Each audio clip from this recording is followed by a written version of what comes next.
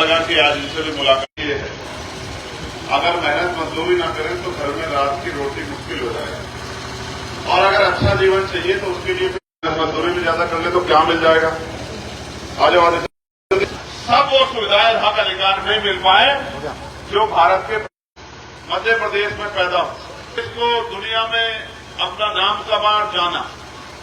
फिर एक दौर आया जब ये मुल्क 15 अगस्त 1947 को आजाद हो गया। आजाद हो गया ये अच्छी बात थी, लेकिन आजादी के साथ अधिकार नहीं मिले, क्योंकि जो लोग गुलाम थे, जिनके पास पाबंदियां थी, जिनके पास जमीन नहीं थी, जिनके पास दुकान नहीं थी, जिनके पास उद्योग नहीं थे, जिनके पास रोजगार नहीं था, जिनके पास नौकरी नहीं थी, जिनके पास मकान नहीं थे, उनकी जिंदगी में, जिनकी जिंदगी में कुछ भी नहीं था, उनकी जिंदगी में परिवर्तन कैसे आता। इसके लिए इस देश को चलाने के लिए एक संविधान बना, जिसको हम किताब को जानते हैं संविधान के नाम से, भारत का संविधान। वो संविधान जो आपको मुझे बराबर का सम्मान और स्वाभिमान देता, हक अधिकार देता। वो संविधान जो महिलाओं को भी इतने अधिकार देता, इतने पुरुषों को देता। वो संविधान जो आपको और मुझे गर्दन उठा के जीने का अधिकार देता। वो संविधान जिसकी वजह से आज ये मकान बना है, गुरु घर बने, ये मंच सजा है, ये टेंट लगा है, आप और हम यहाँ बैठे हैं, कुर्सियां लगी है। क्योंकि पहले तो राजा महाराजाओं के बच्चे बैठते थे, बाकी लोग नहीं बैठते थे। आज तो हमारे बच्चे भी कुर्सियों पर बैठे हैं, हमारे परिवार के लोग भी मंच में बैठे हैं। ये अगर संभव हुआ भारत में तो वो बाबा साहब अम्बेडकर के संविधान से संभव हुआ। आज भी अगर किसी पर मुसीबत आती है, आज भी अगर किसी को कोई तरक्की करना चाहता तो उसके रास्ते खोलता है भारत का संविधान। कैसे? अगर आज इस देश में महिलाएं डॉक्टर, इंजीनियर, आईएएस, आईपीएस बनती है, प्रधान बनती है, विधायक बनती है, मंत्री बनती है, सांसद बनती है, और तो और दरोगा बनती है, एसपी बनती है, प्रधानमंत्री, राष्ट्रपति बनती है, अधिकार दिया है तो डॉक्टर बाबा साहब अम्बेडकर के संविधान ने दिया। आज अगर हमारी बच्चियां स्कूल जाती है, कॉलेज जाती हैं, कुछ करना चाहते, कुछ सपने बनाती है, ये अधिकार दिया है तो बाबा साहब के संविधान ने दिया। उसी संविधान ने मुझे भी अधिकार दिया है कि जैसे पहले राजा महाराजा के बच्चे कुर्सी पर बैठ के अपने हिसाब से देश चलाते थे, आज मेरे जैसे प्राइमरी स्कूल के हेडमास्टर के बेटे को भी यह अधिकार संविधान ने दिया है कि वो भी लोकतंत्र में अपनी वैल्यू साबित करे, लोकतंत्र में लोगों को समझा के ताकत बनाए, उस ताकत के जरिए कानून बना के अपने लोगों के लिए काम करे। मैं बहुत स्पष्टवादी व्यक्ति हूं। ये देश जो आज की सरकार है वो एक गठजोड़ से चल रही है। वो गठजोड़ है पूंजीपतियों का और सरकार में बैठे नेताओं का। अभी इलेक्टोरल बॉन्ड, आप नहीं समझ पाओगे इलेक्टोरल बॉन्ड क्या, पढ़े लिखे लोग समझ पाएंगे, लेकिन अभी सुप्रीम कोर्ट ने इलेक्टोरल बॉन्ड पे रोक लगा दी। वो इलेक्टोरल बॉन्ड क्या था कि चोर दरवाजे से पैसे वाले उद्योगपति, बिजनेसमैन लोग सरकार को चुपचाप पैसे देते थे। वो पैसा लेके सरकार पैसा बांट के, पैसा फेंक के, पैसा लुटा के सरकार बनाती थी और फिर जिससे पैसा लिया है उसके लिए सरकार काम करती थी। कैसे काम करती थी कि सारी सरकारी संपत्तियों को उनको चुपचाप बेच देती। आज जब सुप्रीम कोर्ट ने उस पर रोक लगाई तो लोगों को पता लगा कितना बड़ा घपला चल रहा है। आज जो राजनीति है वो इस तरह की है कि पैसा कमाओ, पैसा लगाओ, पैसा बांटो और फिर उस पैसे से पैसा कमाओ, पद पे बैठो। इस राजनीति से गरीबों का भला नहीं हो सकता। इस राजनीति से अमीरों का भला तो हो सकता है। अमीरों की कोठियां तो बन सकती है, उनके बंगले तो बन सकते हैं, उनकी फैक्ट्री, उनके उद्योग धंधे तो लग सकते हैं, लेकिन गरीब के पेट में रोटी भी नहीं आ सकती। 75 साल हो गए, आप अपने घरों को देखो, ये घर मैंने नहीं इनमें परिवर्तन किया, ये आपके घर है, आप देखो, इन पे प्लास्टर नहीं हुआ, इन पे पेंट नहीं हुआ, आपके घर में सुख सुविधाएं नहीं हुए। 75 साल की आजादी में हम कहां पहुंचे, आप महसूस करो। और ये आजादी में ये मांगने से नहीं बदले। जब हमारे जैसे लोग, माननीय काशीराम साहब जैसे लोग, बाबा साहब जैसे महापुरुष अपने घरों से निकल के समाज को जगाने लगे और इस मंच पर बैठे बहुत सारे लोग जिन्होंने अपनी सुख सुविधाएं कुर्बान की, उनके संघर्ष की वजह से सरकार मजबूर हुई कि आपको मकान बनाने की आजादी भी देश में मिली। सच ये है कि वो नहीं चाहते कि गरीब का बेटा अपने पैरों में खड़ा हो और अपने परिवार के सुख दुख तकलीफें जो है उनको समझते हुए उनके दुख दर्द कम दूर करे। वो चाहते हैं कि देश में ऐसा राज बना रहे कि ये 80% जो कमजोर वर्ग के लोग हैं, किसान हैं, मजदूर हैं, नौजवान हैं, महिलाएं हैं, वो इस देश में दोनों दर्जे के नागरिक बने रहे। और वो समय समय पर कानून भी बनाते हैं। लोकतंत्र का मतलब होता है जनता द्वारा जनता का शासन, यानी कि जनता जो चाहेगी वो कानून बनेगा। अगर सरकार कोई कानून बनाती है आपसे पूछती है क्या? जब एनआरसी में कानून बना आपसे पूछा गया?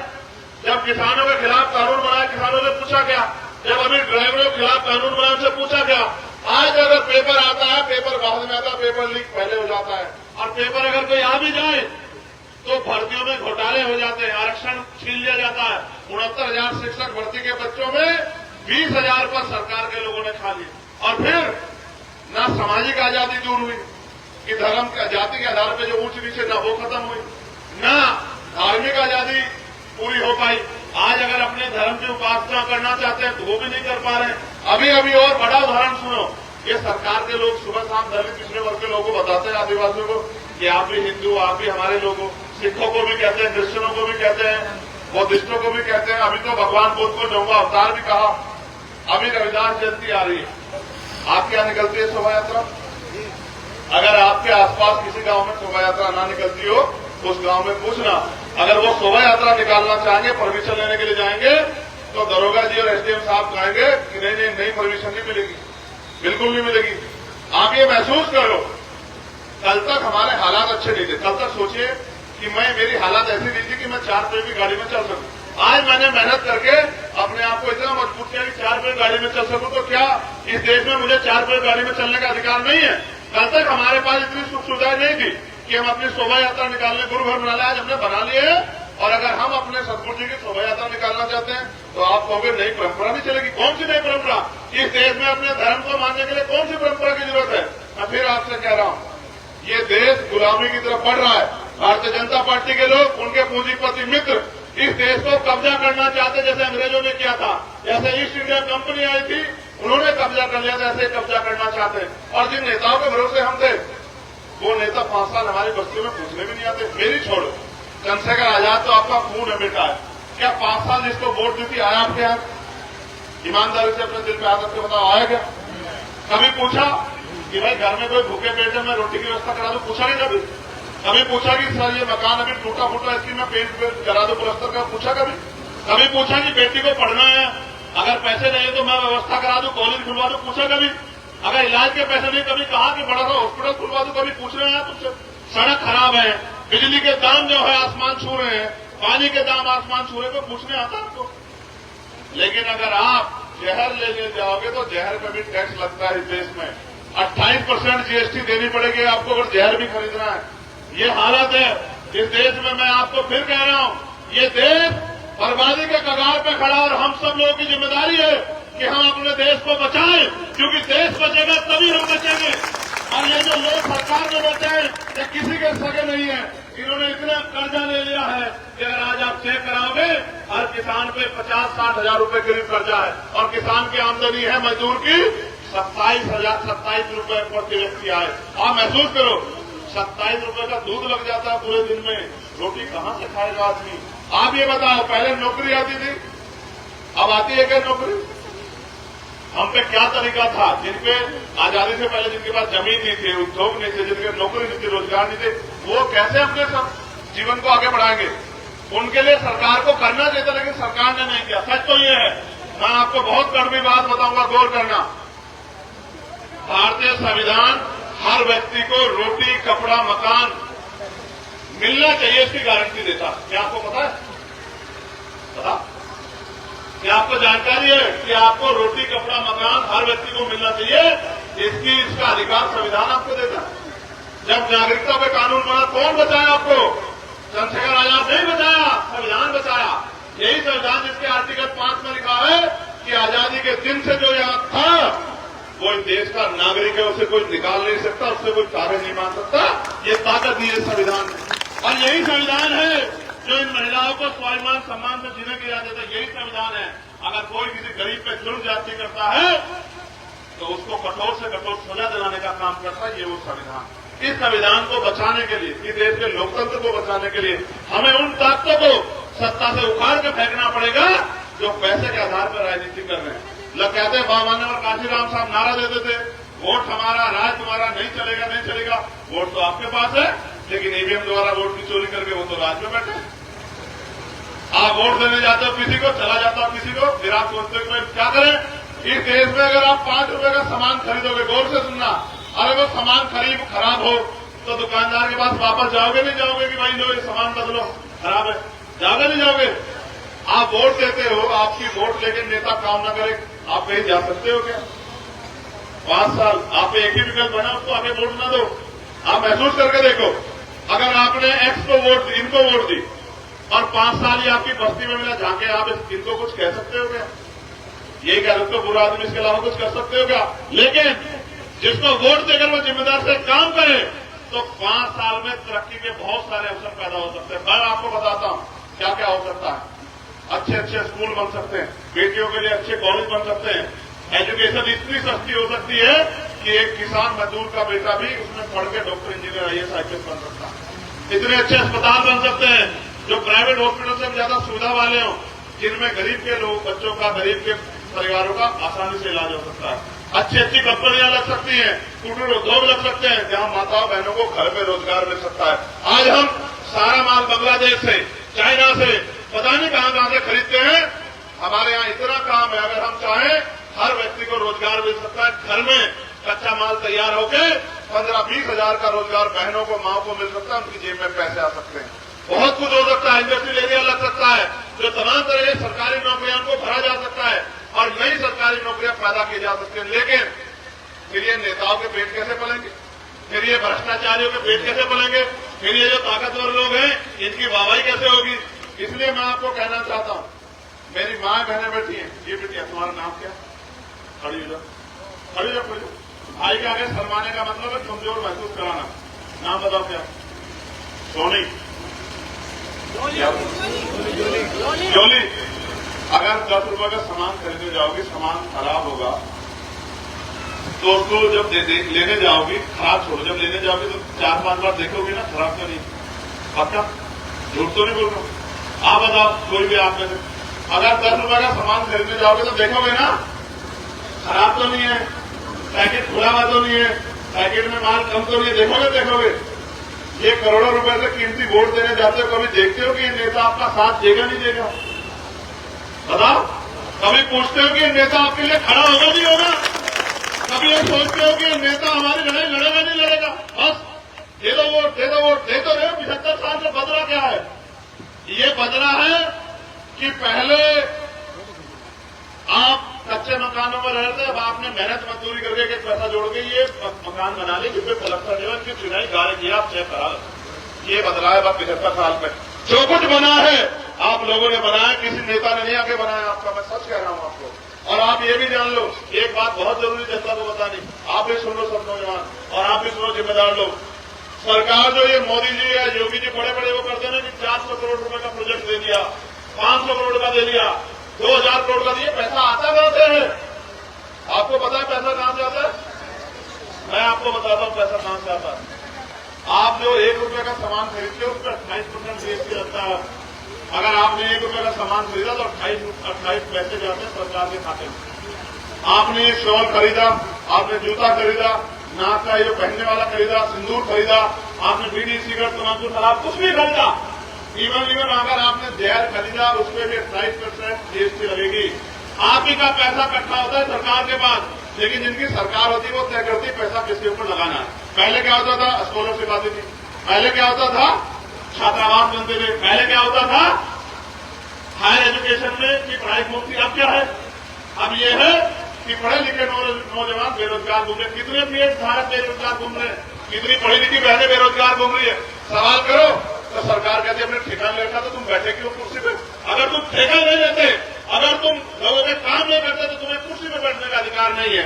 जिस दिन ये बात मेरी समझ में आई तो उस दिन मैंने ये तय कर लिया कि अब इनको जगह बगैर काम नहीं चले, और इसकी कीमत चुकानी पड़ी मुझे। जब मैं सरकार के खिलाफ, उनकी पॉलिसी के खिलाफ और जब मजलूमों में अन्याय होता लड़ता हूं तो वो कहते हैं ये आदमी खड़ा है इनके बीच में। जब किसानों में इसकी लड़ाई होती है तो चंद्रशेखर आजाद सीना खोके लड़ता है। जब महिला पहलवानों के साथ अन्याय होता है तो चंद्रशेखर आजाद लड़ता है। जब दिल्ली में गुरुद्वारा टूटता है तो चंद्रशेखर आजाद लड़ता है। जब भी पूरे देश में किसी बहन बेटी के साथ अन्याय होता है तो वो पुलिस में पहले कहते हैं कि चंद्रशेखर आजाद को बुला। ये कमाया मैंने इस देश में, ये मैंने नौकरी कमाया, ये कमाया, ये प्यार सम्मान कमाया। और जब मेरी वजह से कोई अपराधी जेल जाता है तो वो अपराधी ये सोचता है सरकार भी हमारी, सब कुछ हमारा, लेकिन जेल भी हमें जाना पड़ रहा है, तो इस चंद्रशेखर आजाद का इलाज करो। तो बाकी नेता कैसे मिल जाते हैं? सीबीआई, ईडी, इनकम टैक्स, नेता चुप। एक मुकदमा होता है, नेता चुप। जेल भेज दे तो नेता चुप। मैं इससे भी नहीं रुकता, मैंने तिहाड़ काटी 2-2 बार। एनआरसी के मामले में मुझे खूब लाठियां मारी इन्होंने। मेरे साथ अध्यक्ष जी गवाए, जब मैं रविदास मंदिर के आंदोलन का 12 दिन ऐसे लेटा रहा है, कमर भी सीधी नहीं हो पाई, हड्डी में गैप हो गया, रीढ़ में इतना मारा। मैं फिर भी इनसे नहीं डरा, क्योंकि मेरे दिल में एक आग लगी हुई है कि इन गरीबों की जिंदगी बदलनी है, इनको स्वाभिमान सम्मान की जिंदगी देनी है, इनको वो सुख उजा देनी है, इन पे अमीर राज कर रहे हैं। तो इन्होंने मेरे ऊपर गोली चलवाई, 4 गोली। एक गोली मुझे लगी, 3 से मैं बच गया। वो गोली भी मुझे मार नहीं पाई, क्योंकि अभी मेरे दिल में जो आग लगी वो ठंडी नहीं हुई है। जब तक इनको भी स्वाभिमान सम्मान का जीवन नहीं मिलता, इनको भी सुख सुविधाएं नहीं मिलते, तब तक मैं भी रुकूंगा नहीं। मैंने एक कसम खा के संकल्प लेकर चला। इसलिए आपसे कहने आया, जिन नेताओं ने आपको धोखा दिया, इस बार आप भी उनसे मुंह जरा फेर दो। इस बार आप भी अपने बेटे को ताकत दे दो कि वो इस लड़ाई को लड़ सके। मैं सड़कों पर लड़ रहा हूं, लेकिन अगर आपने मुझे ताकत दी और मैं सदन में गया, फिर मैं बताऊंगा कि नगीना नगीना है या वाकई में जिस नगीना की बात होती है वो नगीना है। ये मैं करके दिखाऊंगा आप लोग। मैं आपसे और सारी सीटों पर वोट नहीं मांग रहा हूं, मैं आपसे सिर्फ पूरे देश में नहीं, मैं पहली बार आया आपके यहां वोट मांगने। मैं सिर्फ आपको नगीना में वोट मांग रहा हूं। मैं आपसे भी कह रहा हूं, आपने जिनको ताकत दी, 2009 में आपने यशवीर सिंह को बनाया, फिर यशवंत सिंह को, फिर गिरीश जी को, आप बताओ कभी आपके लिए लड़ते? आप अपने नेताओं को, मैं अपने भाइयों कह रहा हूं, पिछड़े वर्ग के मुस्लिम भाइयों को, अपने नेताओं का तराजू में तोल लो। अगर चंद्रशेखर आजाद उनसे ऊंचा ना निकला तब आप बताना। और काम के आधार पर कह रहा हूं, अभी तो मौका ही नहीं मिला। जिस दिन मौका मिलेगा उस दिन आप देखना कि क्या कर सकता है चंद्रशेखर आजाद। मेरे पास पॉलिसी है, विजन है, ठीक है। इसलिए मेरी लड़ाई जो है ये बहुत मजबूती से आगे बढ़ेगी। ये नेता आएंगे आपके पास, कहेंगे अरे छोड़ो वो तो अभी नया है, उसके चक्कर मत पड़ो, हमें तो, हम पुराने नेता हैं। तो इनसे पुराने नेता से पूछना कि 5 साल में भी आते हो क्या भाई? वो नया है तो क्या नए व्यक्ति को अपनी लड़ाई लड़ने का अधिकार नहीं है? अगर कोई बेटा आज अपने पैरों पर खड़ा होकर अपनी मां के आंसू पूछना चाहता है, उसको अधिकार नहीं है। कोई अपनी बहन की जिंदगी में परिवर्तन करना चाहता है, अपने भाई के लिए लड़ना चाहता है, उसका अधिकार नहीं है। कोई अगर अपने पगड़ी का मान रखना चाहता है तो उसका अधिकार नहीं है। आप ये महसूस करो, जिन पे आप भरोसा करते हैं वो आपके भरोसे में क्यों खिलवाड़ करते हैं? क्योंकि वो आपको जानवर भी नहीं समझते। अगर जानवर भी देश में मरता है तो भी जवाब देना पड़ता, आप मरो जो इसको जवाब नहीं देना पड़ता। इसलिए मैं आपसे कहना कि भाई लड़ाई में आप मेरा साथ दो। दोगे नहीं दोगे बताओ जल्दी। देखो, एक तो होता है दिखावा, एक होता है मन से। तो जो मन से मेरे साथ है वो दोनों हाथ खड़े करें।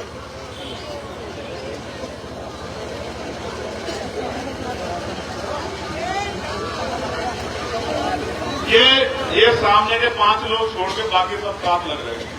ये सामने वाले 5 लोग नहीं उठा रहे हैं। आप बता देना क्या कमी मैं उसको दूर कर लूंगा, मगर मैं कह रहा हूं कि जिन नेताओं ने धोखा दिया उनके चक्कर मत पड़ना इस बात, ठीक है? तो सीना ठोक के कह रहा हूं, ये गुरु घर है हमारा। एक एक खून का कतरा लुटा दूंगा आपके सम्मान के लिए। आपने चंद्रशेखर आजाद को भी देखा नहीं। हाँ, आपका 40-60 साल वाला नेता नहीं जिसको सीबीआई डरा देगी, जिसको मुकदमा डरा देगा। मेरे लहू का आखिरी कतरा आपकी तरक्की के लिए, आपके सम्मान के लिए लड़ेगा। इस बात को याद रखना आप लोग, क्योंकि मैं फिर कह रहा हूं, अमीरों को लगता है ताकत लोगों के लिए खड़ा हो गया तो हजारों गरीबों को रास्ता मिलेगा खड़ा होने का। ये एक लड़ाई है मेरी उनसे। फिर मैं कह रहा हूं, ये लोकतंत्र अमीरों के लिए नहीं है कि अमीर के, अच्छा राजतंत्र में वही राज कर रहे थे, लोकतंत्र में वही राज करेंगे तो गरीब कहां जाएंगे? क्या गरीबों के कोई सपने नहीं है? क्या गरीब अपने लोगों की लड़ाई नहीं कर सकते हैं?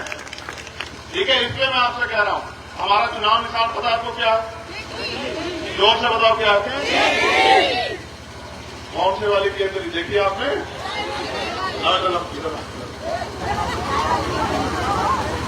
ये है हमारा चुनाव निशान। मेरा है, आपका चुनाव निशान है, बताओ किसका है? बताओ। झूठ में हमारा, सच में हमारा। देखो भाई, मैं एक बात रोकूंगा। एक कहावत है कि भाई धोखे से अच्छा धक्का। आज मना कर दो कि भाई देख चंद्रशेखर, हम तो पैसे के गुलाम है, हम नहीं पैसे वाले, हम तो पैसे वाले साथ हैं, तो मान जाऊंगा, चुपचाप चला जाऊंगा, ठीक है? और अगर सच में साथ हो तो ईमानदार से बताओ कि चुनाव निशान किसका? ठीक है। अब ये भी देखो, ये क्या लिखा है बताओ, इसको जरा जोर से पढ़ो। इसमें लिखा है एक वोट एक नोट। इसको मैं आपको समझा देता हूं और ये आप सब लोग जान जाओ। आज आपने देखा, आपके यहाँ टीवी चैनल है ना, 24 घंटे उस पर किसका प्रचार होता है? भाजपा, बीजेपी का, मोदी जी का, योगी जी का। उनके झूठ को सच बताया जाता नहीं बताया जाता? ठीक है। आप ये बताओ, सारी एजेंसियां किसकी है? सरकार की। पुलिस से लेकर सारा सब साधन सुविधा किसके पास है? सरकार। आपकी मेहनत की कमाई किसके हिस्से में है अभी? अब सब कुछ उनके पास है। आप उनसे लड़ने के लिए ताकत की जरूरत है नहीं है। अकेला मैं तो प्राइमरी स्कूल के हेडमास्टर का बेटा हुआ, मैं तो किसी धन्ना सिंह का बेटा नहीं। तो आज एक आपके यहाँ पे प्राइमरी स्कूल का हेडमास्टर होगा, आप देख लो कितना बड़ा करोड़पति होगा। लेकिन मुकाबला तो करना है नहीं करना है? तो फिर कोई भी लड़ाई बिना आपके नहीं लड़ी जा सकती। इसलिए मेरा आपसे अनुरोध है कि अगर उनसे मुकाबला करना है तो आपको फिर हर तरह से मेरा सहयोग करना पड़ेगा। क्योंकि आपने आम का पेड़ देखा है क्या?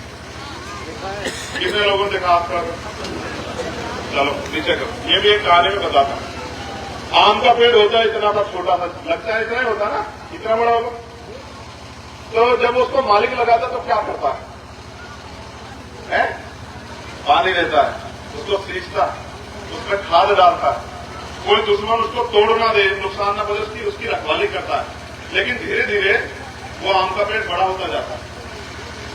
10 साल में, 12 साल में, 8 साल में वो एक दरख्त हो जाता है। फिर वो क्या देता है?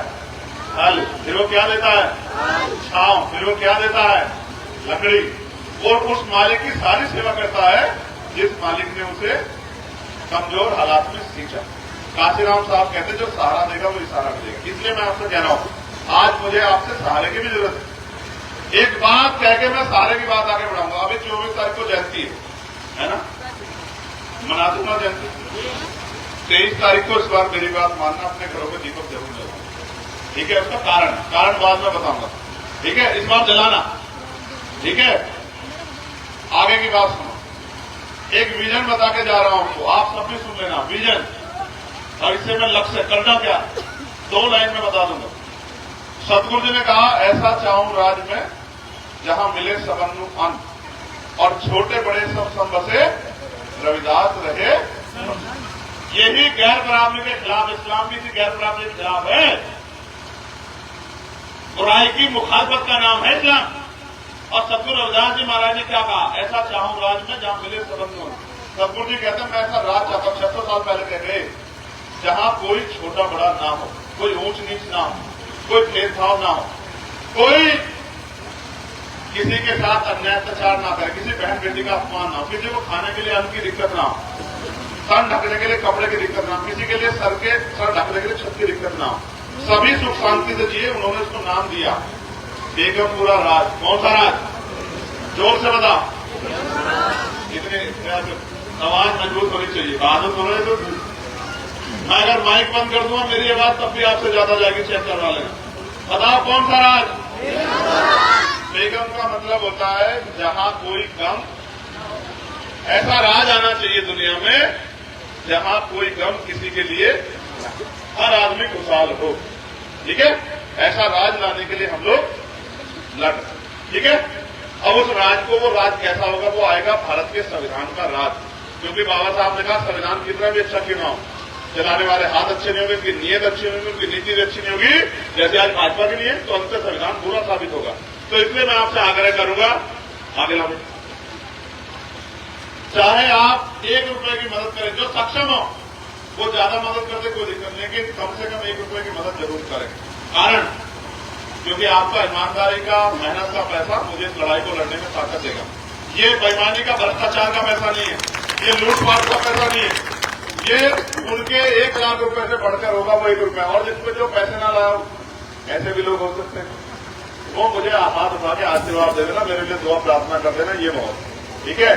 अब इसको वहां रख दो, आप तुम लोग हट जाओ, इसका ढक्कन खोल दो। ये